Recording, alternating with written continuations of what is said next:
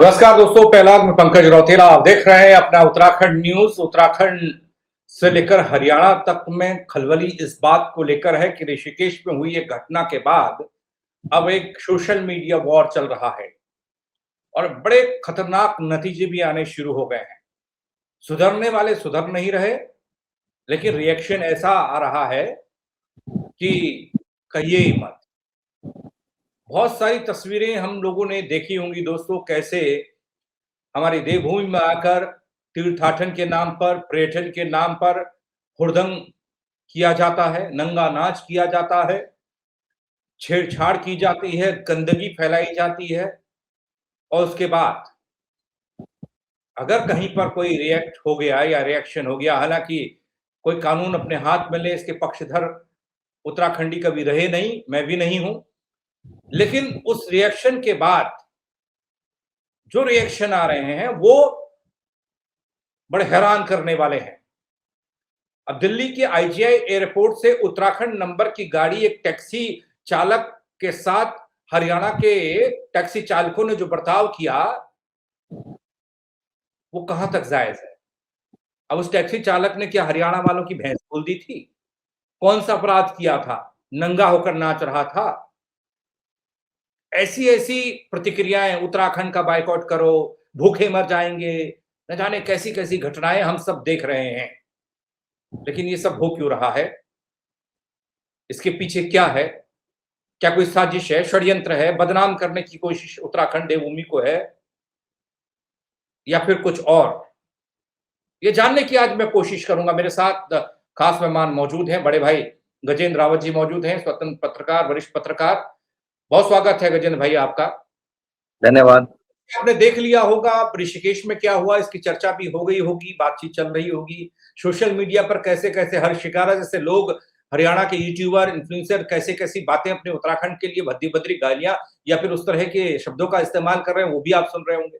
लेकिन मेरा सवाल थोड़ा सा अलहदा है, वो ये है कि ये सिर्फ जो हो रहा है, जो हम देख रहे हैं, उतना भर है या फिर इसके पीछे कुछ और है? कोई साजिश है, कोई षड्यंत्र है?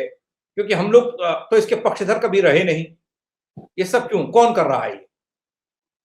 दरअसल ये जो सारा प्रकरण है, ये सारा प्रकरण कानून और व्यवस्था का है और कानून व्यवस्था को दुरुस्त करने की जिम्मेदारी उसी सरकार की है, जिसे कभी आप डबल इंजन का नाम दे रहे हैं, कभी ट्रिपल इंजन का नाम देते हैं। तो निश्चित रूप से जिस ऋषिकेश की आप बात कर रहे हैं, वहां से लेकर हरियाणा तक सब जगह बीजेपी की सरकार है, तो निश्चित रूप से ये उनकी जिम्मेदारी है कि ये सब चीजें ना हो। और ये सब चीजें हो क्यों रही है, इसके पीछे जाने की इसलिए जरूरत है कि उत्तराखंड के में जो राजनीतिक परिदृश्य है आज, वो अपना राजनीतिक लाभ लेने के लिए जब उत्तराखंड के राजनीतिक दल इन प्रदेशों में जा रहे हैं मदद मांगने के लिए, दूसरों पे आश्रित होकर जो सत्ता कब्जाने के लिए कोशिश की जा रही है, तमाम चीजें हो रही है। तो अब आप देख लिए तो ये सब तो होना ही है। हमें बहुत अच्छी तरह याद है कि इस प्रदेश में जब विजय बहुगुणा की सरकार थी तो रामदेव के ऊपर 150 मुकदमे हुए और कहा कि भाई एक आदमी हरियाणा से आकर जो है उसने हरिद्वार की, देहरादून की तमाम जगह की जमीनें कब्जा दी। 150 मुकदमे एक दिन के अंदर हुए। और फिर क्या हुआ कि विजय बहुगुणा भारतीय जनता पार्टी में चले गए, रामदेव उनके पहले से बीजेपी के नजदीक हैं, तो सारे मामले बराबर हो गए। अभी आपने देखा यूकेडी वाले कुछ दिन पहले जो है समर्थन मांगने कहां जा रहे हैं? उद्धव ठाकरे के पास, महाराष्ट्र में। उद्धव ठाकरे का इतिहास क्या है? वो कभी भाजपा के साथ सरकार बना रहे, कभी कांग्रेस के साथ सरकार बना रहे, और क्या कर रहे हैं? वहां पर कह रहे हैं कि जो मराठी नहीं बोलेगा उसकी पिटाई की जाएगी, पीट पीट कर भगाए जा रहे हैं वहां से लोग। अब आप उनका समर्थन लेने जा रहे हैं। भारतीय जनता पार्टी यहां से हरियाणा के आदमी को चुनाव लड़वा रही है, बढ़ाना को, हरिद्वार के भीतर। क्यों? क्योंकि सत्ता कब जानी है। ये सब चीजें कहां से आई? आखिरकार कौन कौन वो लोग हैं जो स्टिंग वाले को देहरादून में लेकर आए, उससे आज इसका स्टिंग कराओ, कल उसका कराओ, परसों उसका कराओ, अपना राजनीतिक लाभ लेने के लिए, अपने प्रदेश का बुरा करने के लिए ये सब एलिमेंट्स पाले गए। और ये सब पहली बार नहीं हो रहा है। ये जो तमाम चीजें हमने तो इस प्रदेश में और खराब चीज क्या देखी कि उत्तराखंड क्रांति दल के नेता हुआ करते दिवाकर भट्ट, 2022 के चुनाव में वो किससे गठबंधन कर रहे थे? फूलन देवी के हत्यारे शेर सिंह राणा की पार्टी से। शेर सिंह राणा की पार्टी दिल्ली और हरियाणा में लड़ रही चुनाव, और उससे गठबंधन हो रहा है यूकेडी का कि भाई शेर सिंह राणा जो है हमें समर्थन करेंगे उत्तराखंड में। तो जब आप अपने प्रदेश में यूकेडी की सरकार लाना चाह रहे हैं और शेर सिंह राणा से लेकर और आप अब उद्धव ठाकरे तक की मदद मांग रहे हैं, तो ये सब होगा। इससे पहले हम चुनाव के दौरान सुनते थे कि भाई आज जो है चुनाव चल रहा है और हरियाणा से जो है लठैत लाए गए हैं पोलिंग बूथ कब्जा करने के लिए। सुनते थे कि हरियाणा से शराब लाई जा रही है, हरियाणा ब्रांड की शराब वहां सस्ती मिलती होगी। वहां सुनते थे कि भाई हरियाणा से बाहुबली लेकर आए जा रहे हैं। अब तो वो भी जो दाएं बाएं लोगों ने अपने साथ रखे रहते हैं, वो क्या कहते हैं उनको, बाउंसर्स, वो लाए जा रहे हैं। तो ये सब की जो जो परिपाटी चल पड़ी इस प्रदेश के भीतर, और ये तो बहुत छोटा प्रकरण है। जो वो यूट्यूबर ये तमाम लोग कह रहे कि भाई हरियाणा के लोग जो है हरिद्वार या ऋषिकेश नहीं जाएंगे तो उनके भूखे मरने की नौबत आएगी। आप बताइए कि उत्तराखंड के कौन से विभाग में, कौन सा वो बड़ा विभाग है, सड़क से लेके पेयजल से लेके पुल निर्माण से लेके किसी भी से लेकर, जहां पर वहां हरियाणा का ठेकेदार काम नहीं कर रहा है? ऐसा कौन सा काम है जहां उनका इन्वॉल्वमेंट नहीं है? तो अगर आज हमारे प्रदेश की हालत ये हो गई है कि आप इस प्रदेश के भीतर इस प्रकार की जो व्यवस्थाएं लेकर आ रहे हैं, तो निश्चित रूप से उसका परिणाम यहाँ की जनता को भुगतना पड़ेगा। और ये जब जो सब कुछ हो रहा है, इसकी जिम्मेदारी निश्चित रूप से सिर्फ और सिर्फ सरकार की है।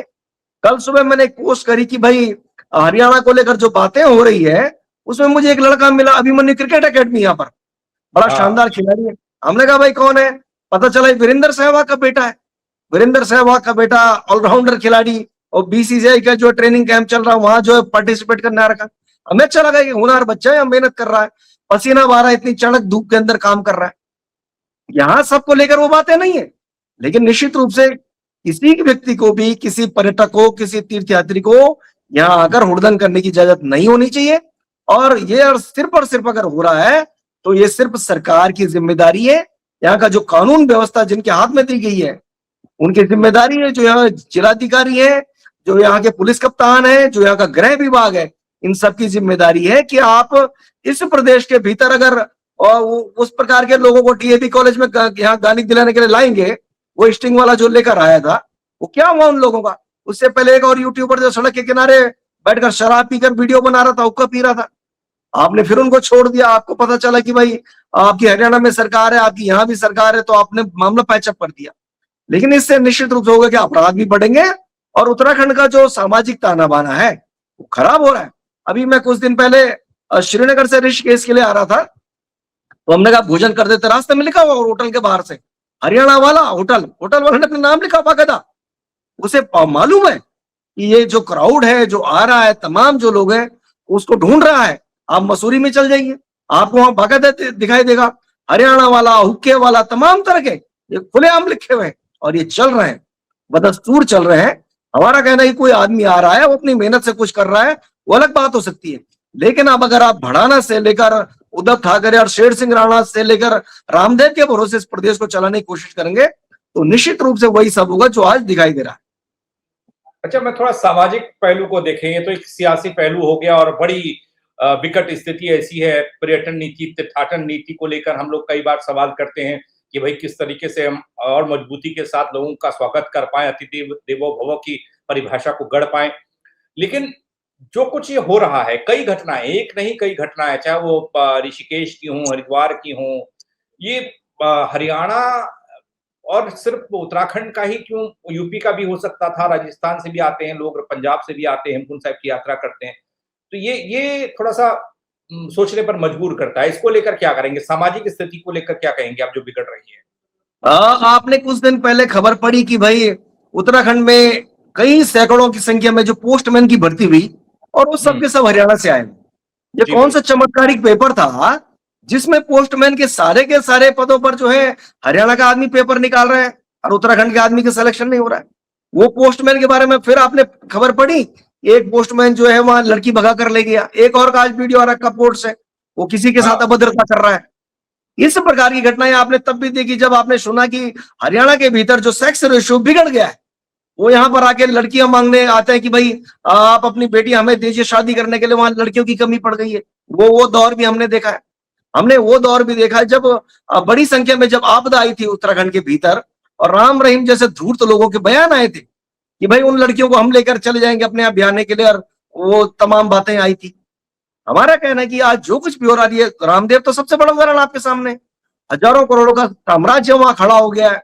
वो जो मुकदमे थे वो सारे जो है कहाँ नेपथ्य में चले गए, कहाँ ग्राम समाज की जमीनों के विषय चले गए, तमाम तरह के जो जो एलिगेशंस और जो मुकदमा विजय बहुगुणा के माध्यम से कराए गए तो क्यों शांत कर दिए गए। तो निश्चित रूप से इस प्रदेश का जो सामाजिक ताना बाना है उसको आप सिर्फ इतना मत समझिए।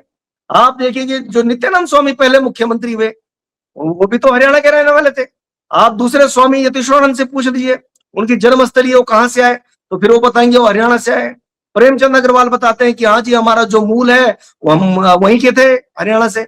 उसे नरेश बंसल से पूछ लीजिए जो राज्यसभा के मेंबर है, वो बताते हैं कि हाँ हमारे पुरखे हरियाणा में थे। यहाँ पर डीजीपी हुआ करते थे अशोक कुमार, वो वहीं के मूल निवासी थे, यहाँ नौकरी की और अब दोबारा से वहीं वापस चले गए। हमारा मानना है कि आप अपने प्रदेश में अगर जो सब चीजें व्यवस्थित रखनी है वो सारा का सारा काम सरकार का है। निश्चित रूप से ये पर्यटन प्रदेश है, पर्यटन और तीर्थाटन हमारी आर्थिक का बड़ा स्रोत है, लेकिन वो किसी हुड़दंग की कीमत पर नहीं हो सकता। कोई बाहर का आदमी आकर, कोई कहीं से आकर, और ये तो अभी आपको दिखाई दे रहा है कि 4 धाम यात्रा चल रही है या आजकल गर्मियों की छुट्टी है, आप जरा कांवड़ यात्रा की वीडियो उठा के देख लीजिए।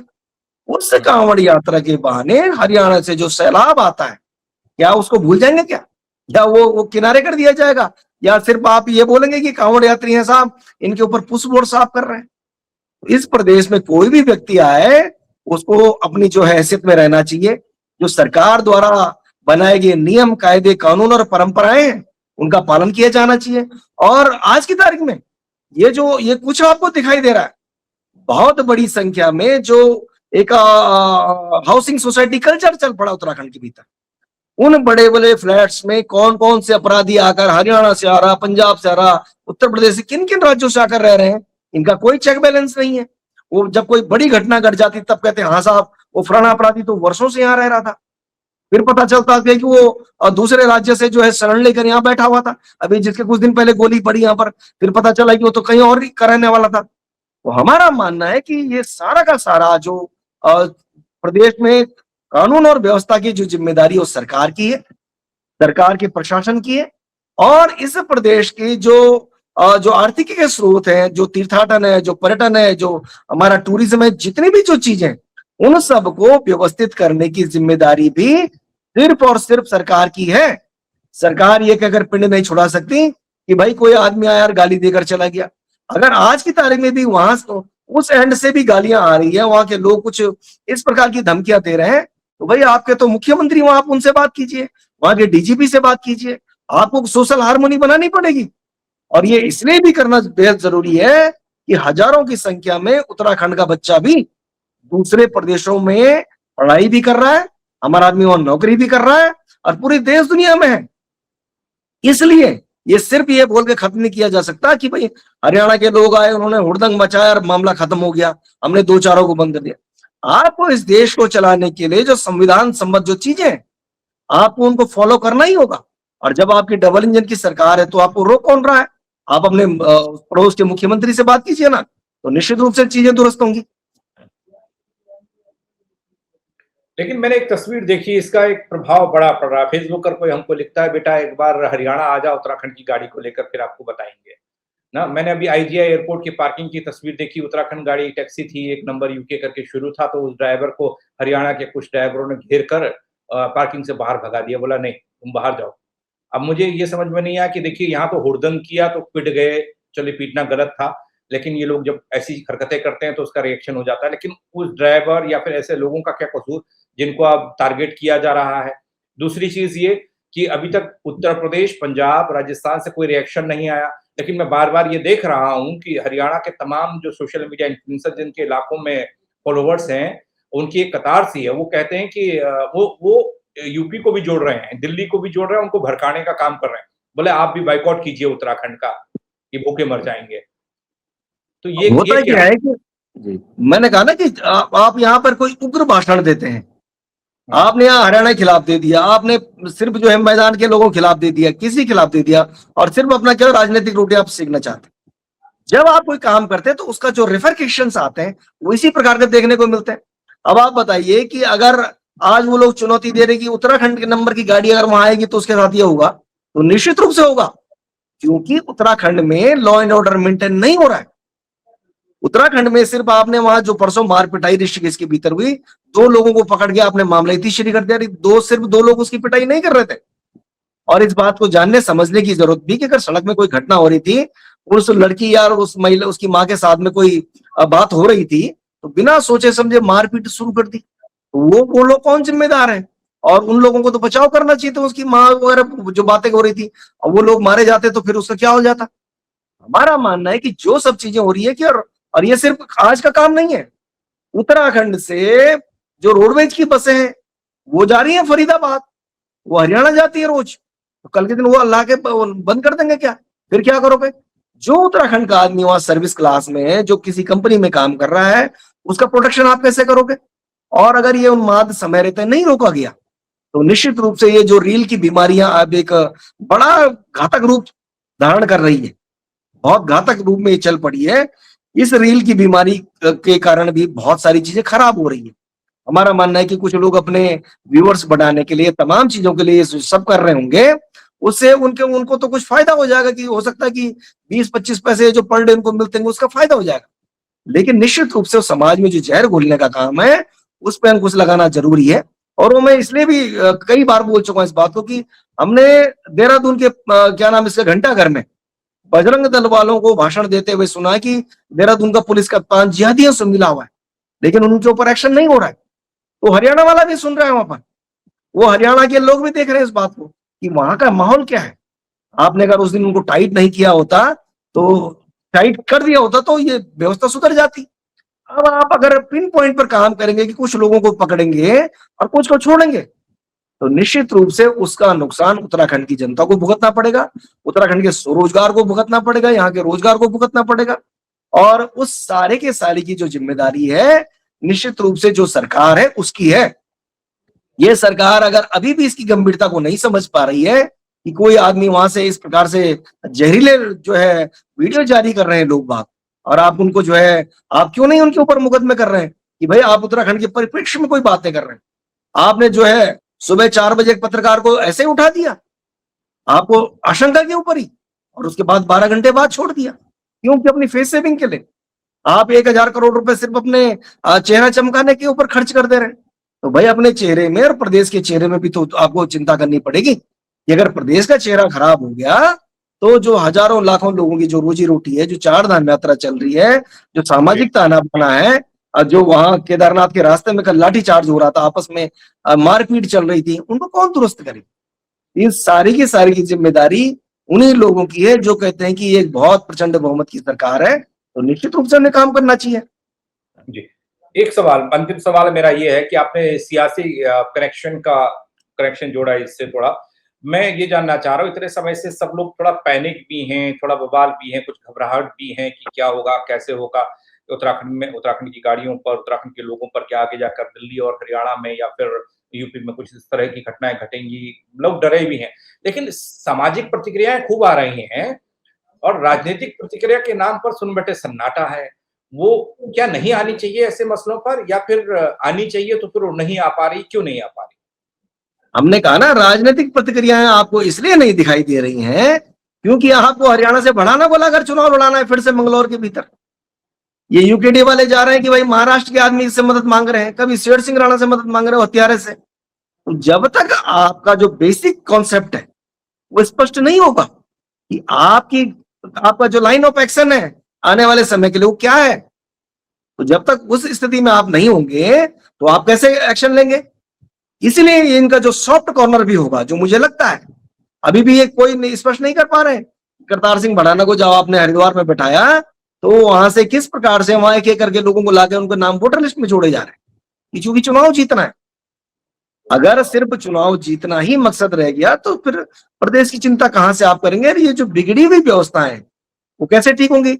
उत्तराखंड के डीजीपी का बयान इसमें आना चाहिए था, उत्तराखंड के गृह मंत्री का आना चाहिए था, गृह सचिव का आना चाहिए था।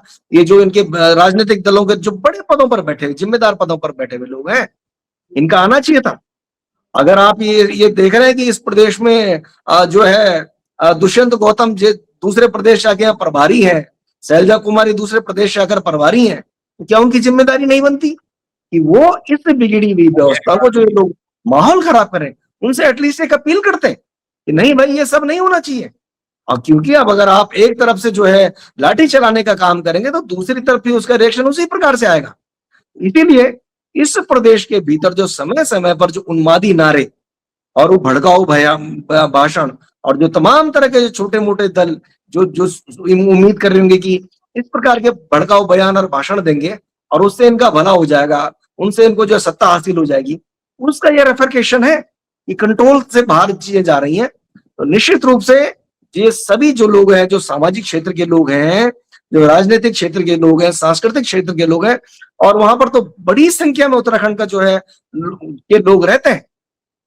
अगर इसी प्रकार से एक दूसरे के खिलाफ जहर उगलते रहे तो जो लोग यहाँ आकर बैठे हुए उनके लिए भी समस्या खड़ी होगी, और जो उत्तराखंड का व्यक्ति वहां जाकर बैठा हुआ है उसके लिए भी बहुत बड़ी समस्या खड़ी होगी। और इन सब की जिम्मेदारी सिर्फ और सिर्फ स्टेट गवर्नमेंट की है। जी, चलिए उम्मीद करते हैं कि जल्दी से जल्दी कोई बड़ी अपील और लोगों को समझाइश की स्थिति में लाया जाए ताकि स्थिति विकट ना हो और कानून व्यवस्था दुरुस्त हो। बहुत शुक्रिया, आपने वक्त दिया और तमाम सियासी पहलुओं को भी इस मामले में रखा जो अब तक शायद पर्दे के पीछे थे।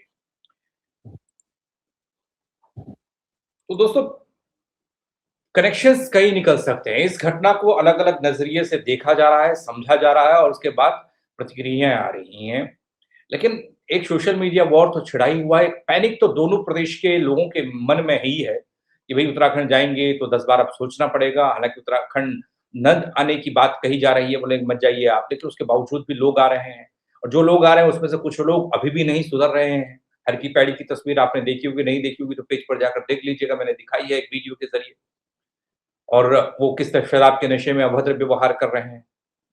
ऐसी कई घटनाएं हैं जो चिंता पैदा करने वाली है, लेकिन उस पर सियासी चुप्पी अपने आप में कई सवाल खड़े करने वाली है, क्योंकि दोनों जगह बीजेपी की सरकारें, अगर इतना बड़ा माहौल गर्मा रहा है और लोग पैनिक में, डर के माहौल में जी रहे हैं कि हम वहां जाएंगे ऐसा हो जाएगा, वो यहाँ आएंगे तो ऐसा हो जाएगा, तो उसमें कम से कम इतना तो होना चाहिए कि कोई रिएक्शन देकर अपनी बात साफ स्पष्ट तरीके से रख दी जाए ताकि लोग कंफ्यूजन में ना रहें। लेकिन आप क्या कहेंगे, क्यों नहीं ये हो रहा अपने प्रदेश में या फिर हरियाणा वालों की तरफ से सियासी तौर पर?